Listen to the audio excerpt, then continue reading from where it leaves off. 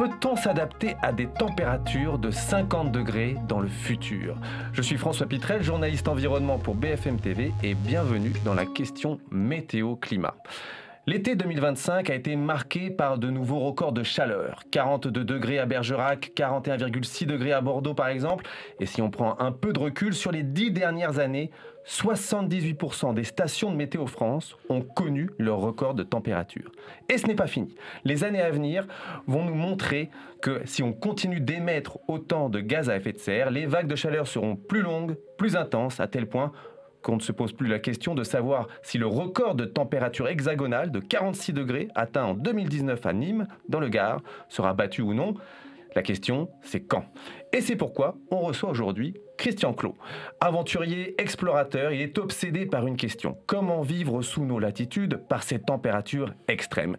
Et pour ce faire, il est allé dans des endroits extrêmement inhospitaliers. Des déserts iraniens surchauffés aux steppes sibériennes, là où le froid atteignait parfois moins 60 degrés. Vous avez même emmené des citoyens lambda dans des régions extrêmes, vous les avez bardés de capteurs, vous les avez observés pour tenter de donner des réponses scientifiques à cette question. Comment s'adapter?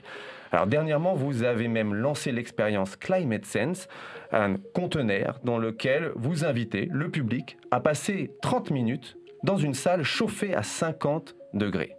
Alors, pour ceux qui n'ont pas eu la chance de faire cette expérience de Climate Sense, vivre sous 50 degrés, c'est possible, Christian Clot? Vivre sous 50 degrés, c'est possible, mais très très compliqué. Il faut bien imaginer qu'on ne parle pas seulement de températures qui vont impacter nos corps, ça va aussi impacter nos cerveaux. À partir de 27 degrés Celsius, nos cerveaux commencent très légèrement à se dégrader. À chaque degré supplémentaire, ils perdent un peu de capacité. Donc on perd non seulement des capacités de penser, de réfléchir, de décider et même de faire société.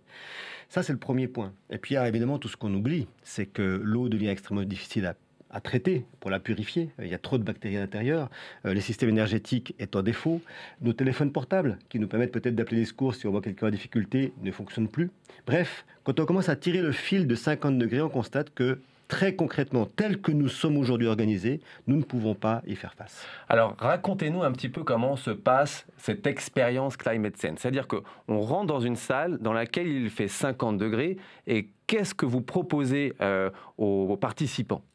On essaie vraiment de leur faire prendre conscience sur ce que serait une journée, quelque part, dans une vie à 50 degrés. Donc on leur fait faire les différentes activités qu'on fait tous les jours. On marche dans la rue, on va au travail, on réfléchit, on manipule les objets. Donc il y a des tapis de marche, il y a des objets à traiter, il y a des pistes des réflexions, des travaux à faire pour voir si on est toujours capable de réfléchir. Et ce qui est extrêmement intéressant, c'est qu'au début, quand on rentre dans cette chambre, qui est à 50 degrés et seulement 20% d'humidité, donc très faible en humidité, on a l'impression que c'est pas si mal en fait. C'est les premières minutes, on se dit ouais, il fait chaud, mais bon, finalement, ça va. La demi-heure, elle est nécessaire parce que c'est à partir du premier quart d'heure que le cerveau commence à envoyer des signaux qui disent oula, ça ne marche plus, j'ai un problème, qui va faire chauffer le système corporel, que la température va augmenter, que notre cœur va changer son rythme. Bref, on va avoir tous les signaux physiologiques de quelqu'un qui nous dit je ne peux pas rester. Et alors, dans les expériences que vous proposez, il y a notamment des petits tests de logique. Oui, on montre comment la capacité de penser, de réfléchir, continue ou non d'exister lorsqu'on est dans ces conditions-là. Et en réalité, la plupart des gens qui font ces tests voient bien que même lire l'intitulé devient difficile. Mais ça, ce qui est intéressant, c'est que je peux le dire ici... Le fait de lire, le simple fait de lire. De comprendre un objectif, une demande.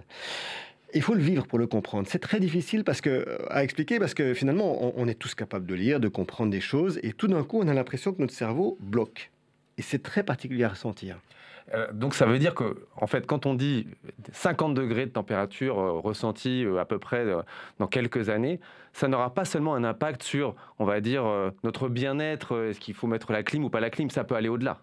Ça va bien au-delà, ça va sur la capacité même de penser et d'être en société. On sait, on l'a prouvé de nos études et d'autres études l'ont montré aussi, que l'envie d'être en société disparaît, diminue lorsqu'on est à ces températures. Et encore une fois, on pense tous, et c'est logique, on mettra la clim, on aura les frigos pour rafraîchir notre eau. Mais à 42 degrés, les climatisations françaises, elles ne fonctionnent plus. Pourquoi? Parce que les systèmes de puces à l'intérieur qui les pilotent ne peuvent pas fonctionner au-delà de 42 degrés pour la plupart. Donc il faut trouver d'autres solutions. Il va falloir trouver d'autres solutions, il va falloir rendre nos équipements plus robustes, il va falloir mieux isoler nos maisons. Et là, on parle des maisons, mais on doit parler des hôpitaux, des écoles, tous ces endroits qui doivent pouvoir faire face à ces températures. Alors soyons clairs, on n'aura pas 50 degrés toute l'année, bien heureusement. Et notre but aujourd'hui, c'est qu'on a un choix. C'est d'avoir 50 degrés peut-être 30 à 40 jours par an, ou d'avoir ça 3 ou 4 jours par an. Et je crois que notre lutte aujourd'hui, c'est de n'avoir ça que 3 ou 4 jours par an. Le but finalement de cette expérience, c'est aussi de faire réagir, c'est de dire on va peut-être s'adapter, on peut adapter nos bâtiments, etc. Mais il va aussi falloir limiter nos gaz à effet de serre. Non, le but de cette expérience, il est clairement de dire aux gens, cette expérience que vous venez de vivre, on est d'accord que vous ne la voulez pas dans la vie réelle de tous les jours. C'est donc aujourd'hui qu'on doit vraiment agir, lutter pour diminuer au maximum nos impacts et faire en sorte que ces 50 degrés soient encore des exceptions et non plus des normes pour les étés. Alors, vous avez réalisé une autre grande aventure il y a 2-3 ans qui s'appelait Deep Climate, donc climat profond. Oui, si on peut aller au fond du climat. Et donc, vous avez emmené un groupe d'une vingtaine de personnes, des hommes, des femmes, dans 3 climats différents. Un climat très chaud et humide en Guyane, très froid au nord de la Finlande, il me semble, et en Arabie Saoudite, dans le désert, où vous avez eu également des températures avoisinant les 50 degrés.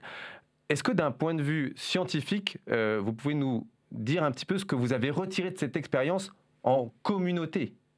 Oui, alors c'est ce qu'on essaie de comprendre avec mon institut, le Human Adaptation Institute, c'est est-ce que les typologies climatiques modifient nos comportements en tant qu'humains ? On a du mal à comprendre ça.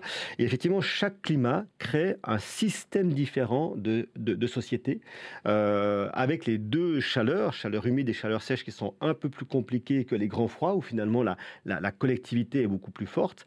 La chaleur humide, qui finalement pose un gros problème pour le corps, mais qui ne sont pas dans des extrêmes de température pour le cerveau, donc on arrive encore à faire société. La chaleur sèche, par contre, où on va dans des extrêmes de chaleur à plus 45 degrés, pose un immense problème de notre capacité sociale. C'est-à-dire que vous avez observé quoi dans le groupe qui est... Parce que ils avaient des capteurs, mais vous observiez aussi leurs interactions, comment ils vivaient ensemble. On a même des capteurs qui mesurent les interactions, qui mesurent le temps que les gens passent ensemble. Et clairement, dans la partie désertique chaude, sèche, on a eu moins d'interactions, moins d'envie de faire société, moins de coopération que dans les deux autres milieux. C'est-à-dire dans le quotidien, qu'est-ce qui se passait ?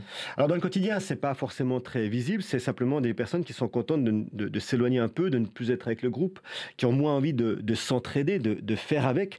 Le système a fonctionné, mais on voit bien qu'on est dans une dégradation, chose qui a été démontrée par pas mal d'autres études par ailleurs, qui montrent que plus il fait chaud, moins on est capable de faire communauté. Et donc ça se traduirait comment dans une société un peu plus large que 20 personnes ? Dans une société plus large, ça voudrait dire que la capacité de faire démocratie, à savoir les discussions qu'on doit avoir pour pouvoir faire fonctionner un système, diminuera, qu'on aura moins envie de partager, qu'on sera plus irritable lorsqu'on partagera des informations. On le voit dans des entreprises dans lesquelles on fait aussi des études, là où il fait déjà très chaud, par exemple dans des hangars, eh bien les accidents augmentent, la concentration diminue et l'envie de s'écouter pour comprendre quelque chose diminue aussi. Donc ça veut dire que le travail lui-même pourrait devenir plus difficile. Et vous, d'un point de vue personnel, vous avez déjà fait plein d'aventures, vous avez traversé la planète pour faire traverser des régions inhospitalières, etc. D'un point de vue personnel, quand vous avez vécu avec ces gens qui, eux, étaient totalement novices, ce n'étaient pas des explorateurs aguerris comme vous, qu'est-ce que vous ressortez de cette expérience ? Je ressors qu'au-delà du travail qu'on doit faire pour essayer de réduire nos émissions et évidemment pour protéger nos systèmes physiologiques et cognitifs, on va devoir faire un gros travail pour apprendre à accepter les autres dans des conditions qui sont difficiles. Lorsqu'il y a un drame, on a d'abord un premier élan de compassion et d'entraide. Mais lorsque le drame dure trop longtemps, et c'est le cas de la chaleur, on a une diminution de l'entraide. Et ça, c'est des choses qu'on va devoir réapprendre. C'est des choses qu'on peut mettre en place dans les écoles, par exemple. Et je pense que nos systèmes scolaires vont devoir beaucoup s'adapter à la manière d'enseigner aux enfants pour qu'ils aient plus envie de faire ensemble. Par exemple, c'est-à-dire quelles sont les petites idées qui ont germé dans votre tête qui permettraient de mieux vivre dans des températures extrêmes ? La première chose, c'est, je crois, les entraides qu'on va devoir mettre en place, c'est-à-dire que beaucoup de gens n'ont pas des bâtiments, des endroits où ils habitent qui sont protégés de la chaleur. Il faudra peut-être ouvrir des espaces, on parle évidemment des églises par exemple, mais peut-être même des entreprises qui sont climatisées et qui vont pouvoir accueillir peut-être les gens dans des conditions difficiles. La nuit par exemple, lorsqu'on ne peut plus dormir, lorsqu'il fait plus de 30 degrés, on va devoir chercher des solutions d'entraide pour que chacune et chacun ait un espace, j'allais dire, une safe place où on peut avoir un peu plus frais pour pouvoir passer quelques heures. Et est-ce que les safe places, comme vous dites, c'est pas déjà ce qui existe finalement? On a les supermarchés, ça fait partie des recommandations qui sont données aux gens lorsqu'il y a des fortes chaleurs, aller dans les supermarchés. Il y a des points de fraîcheur qui sont même organisés par certaines mairies. Tout à fait. Alors, heureusement, c'est en train de se mettre en place petit à petit. C'est pas encore vrai pour tout le monde. Je suis pas sûr que chaque Parisienne et chaque Parisien sache où aller si nécessaire. Et puis là, on parle de quelques heures. Lorsqu'on aura si malheureusement on arrive à des canicules de plusieurs semaines à 50 degrés, il faudra mettre en place un peu plus que ces quelques heures dans un supermarché, par exemple. Est-ce que ça vous angoisse?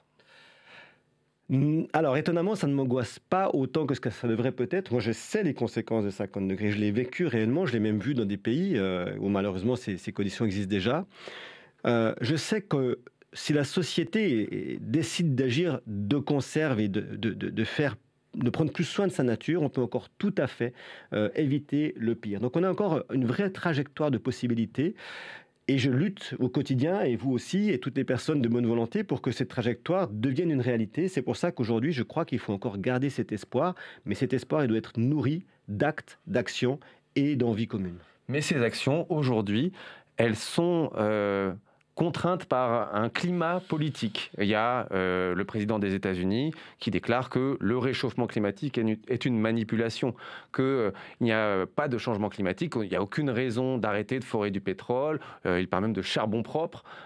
Donc quand vous écoutez ce genre de discours, quelle est votre réaction ? Ça fait évidemment très mal d'imaginer que le président de ce qu'on considère encore la plus grande nation du monde puisse avoir ce genre de discours, puisse être à ce point-là décalé.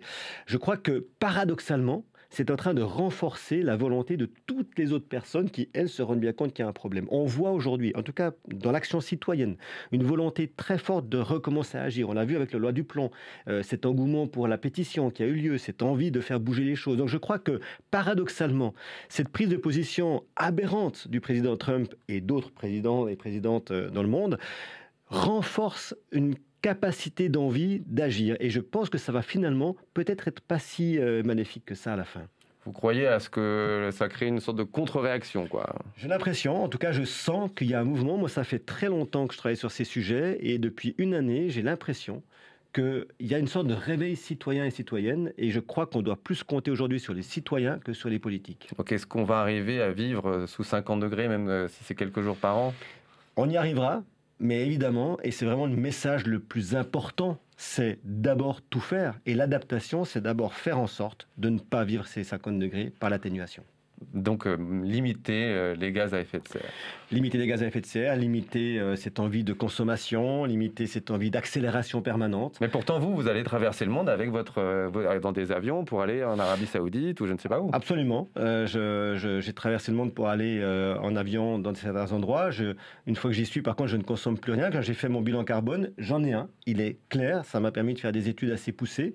Mais comme pendant les 6 mois ensuite que je suis sur place, il n'y a plus aucune consommation, finalement, j'équilibre un peu. Mais je ne fais pas partie des personnes qui pensent qu'il faut tout arrêter. Je pense qu'on a une raison à avoir où chacun doit prendre ses responsabilités. On les prend chacune et chacun à notre manière. Ce qui est certain, c'est que ce que je vois dans toutes mes études, c'est que lorsqu'on met les personnes avec moins de demandes, moins d'informations, moins de cette pression permanente, les gens sont plus heureux et se déclarent plus libres. Donc il y a une vraie piste là pour aider les humains à aller un peu mieux. Merci Christian Clot. C'était la question météo-climat, un podcast BFM TV à retrouver sur notre site internet et sur toutes les plateformes d'écoute.